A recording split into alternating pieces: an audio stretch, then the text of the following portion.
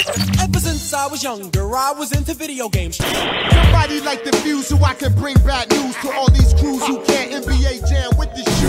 What's going on, guys? Welcome back to another beer review, another Modern Times beer review. I feel like we've been doing a lot of these lately, and I'm super stoked on that. Modern Times is my favorite local brewery, and now that they have their location in Encinitas open, it's not as far of a drive as me to go hang out there, so I've been really stoked on their beers lately. So first time they've canned a triple IPA, and this beer is called Avatar of Might. And that can art, per usual with Modern Times, is absolutely phenom. This is 9.5% alcohol by volume, I do believe. 9.5% alcohol by volume. Says Triple India Pale Ale. 9.5. I mean, there's some triple IPAs that we reviewed that are in the 12% range, so 9.5 really isn't terrible when it comes to a triple IPA. I mean, whatever. You could call it a big double IPA if you wanted to. I know that's not probably like whatever judging standards are. Fuck. The last thing I care about is that, but 9.5% is not too crazy when it comes to triple IPA, considering, like I said, we just drank a monkish beer that was 12%. So this was canned on January 10th, so today is the 24th. It is 2 weeks old. Lots of different hops in this one. There's like 7 or 8 different hops. There's experimental hops. I think there's some old school hops. I think I remember reading that this had like, there might be, well, I can't even remember what was in it. Whatever. I'm a big fan of Modern Times beers. You guys know that. So this one's cold, straight out of the fridge. I do that with above 9% hoppy beers. I just like them that way. We're going to use our Modern Times totally open and instant. Is it totally? Yeah, totally open and Encinitas glassware because it's absolutely awesome. So you guys know beer tastes better out of proper glassware. Let's get into this one. The Patriots beat the Chiefs last Sunday. They are headed to another Super Bowl. It's fucking amazing. I just paid off my oldest credit card of my life today, which was fantastic. I know for a lot of you guys who have your shit together, that's probably not that big of a deal, but it was a big deal for me. That's finally out of my life forever. So I don't typically drink during the week, but it's a cause for celebration. So any excuse to have a beer, right? I'll actually show this to you this way, since that actually we can see everything. This beer looks absolutely beautiful in the glass. It is a glowing kind of orangey tangerine color. There was about a half a finger bright white head. It's dissipating rather quickly. You kind of expect that with a 9.5% hoppy beer. Look at that glassware. It's so killer. But yeah, this beer looks, I mean, it's a New England style. It looks absolutely fantastic. I could smell it as soon as I opened it too. So let's shove our nose in it, see what we can get out of the 11,000 hops I used in this one.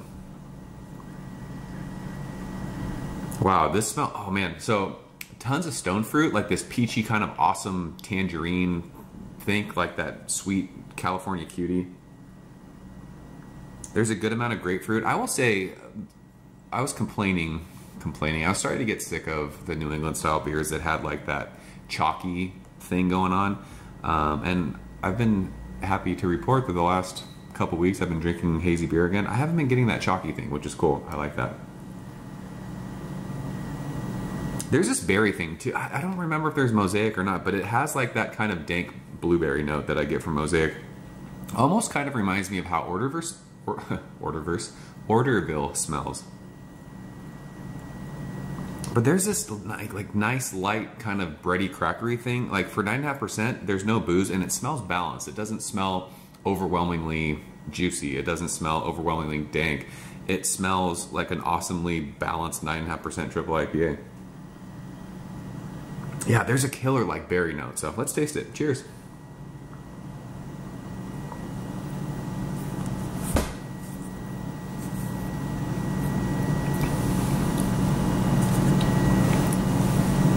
Wow, that's really good for a near 10% hoppy beer. That is dangerously drinkable. So I missed out on double dry hopped Dinosaur World. I didn't think that beer was going to sell out online, just because usually Modern Times makes so much beer, and it sold out online. So I actually went last weekend to the tap room because they had it on tap. I wanted to drink it. The beer was absolutely phenomenal. I wish I got cans of that to review. I totally would have, but such is life. I did not get to have this on tap because they didn't have it for whatever reason. I wanted to try it, but this is freaking killer. Taste follows the nose. It's this awesome blend of stone fruit, peachy, like apricot-y kind of a thing, mixed with this awesome tropical, like really, really, really sweet, and not bad like alcohol sweet, but just super sweet overripe tangerine. There's a lot of that. Mid palate, like right on the middle of your tongue, there's this little bit of like bitterness that starts to dig in, but it doesn't go over the top. It doesn't murder your tongue. We were talking about with the monkish beer how it was like tongue numbingly hoppy. This does not do that. You get that part of like the West Coast beer with that kind of biting, bitter. There's like a little dankness to it, but it's pretty bright, like pithy citrus that goes along with that sweet tangerine. And then you get the awesome like berry mosaic thing on the finish. With when we were smelling like the bready kind of crackery part of the nose, that's there on the end of that, and it just melds so perfectly with all that crazy intense fruitiness of the beer, the hops. This is really, really good. Fantastic. I was kind of like hesitant to buy a 4-pack of this just because we talk about it, 9.5% beers. I don't do that a lot anymore, but I will have no problem drinking all 4 cans of this. It's that good. This is fucking awesome. It doesn't have that chalky thing. It doesn't do the vitamin thing, the Flintstone vitamin thing that I've talked about so much in reviews past with these hazy New England beers. This is an awesome, I mean, dare I say soft and ridiculously crushable triple IPA? Yes. Is it one of those massive triple IPAs like the 11.5, 12% ones? No. I think maybe that's why I like it more, because it's closer to that, you know, it's closer to the 8.5% range than that 12% range. But this is, I love this. This is fire. I mean, I don't know what I would do to change this other than, I mean, this isn't this isn't a daily drinker for me. I can't sit and drink 9.5% beers every day. I don't have the want to do that. This beer, I mean, I'll be hammered after I drink this. But yeah, I just love how well, like, the tropical fruits, the stone fruits, and then you get, it doesn't go overwhelmingly one way or the other. You get the nice balance with the pithy, bright citrus fruits to go with the tropical stone fruity, but you also have the aspect of the little bit of bitterness, dank, kind of West Coast feel is still there. It's not like that soft juice bomb, but it's not a crazy over-the-top, bitter, kill your palate, like West Coast thing. It's an awesome balance of that at 9.5%. So this is world-class for me. One of the better triple IPAs that I can remember. It's like 98 out of 100. I absolutely fucking love this beer. So there are still tons of 4-packs of this at the tasting room in Encinitas. If you've got a hookup in San Diego, ask somebody, trade for it. It's definitely worth it. This is worth trading a 4-pack of your local hops for a 4-pack of this.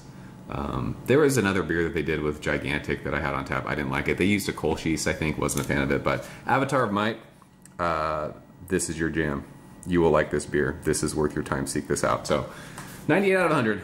I think that's a good score. So yeah, that's it. I'm going to go enjoy this for the rest of this evening. And if you guys have had it, leave a comment below. Let me know what you think. As always, thank you so much for watching. I'll see you very soon. Cheers. Ever since I was younger, I was into video games. Somebody like the Fuse so I can bring bad news to all these crews who can't NBA jam with the shoe.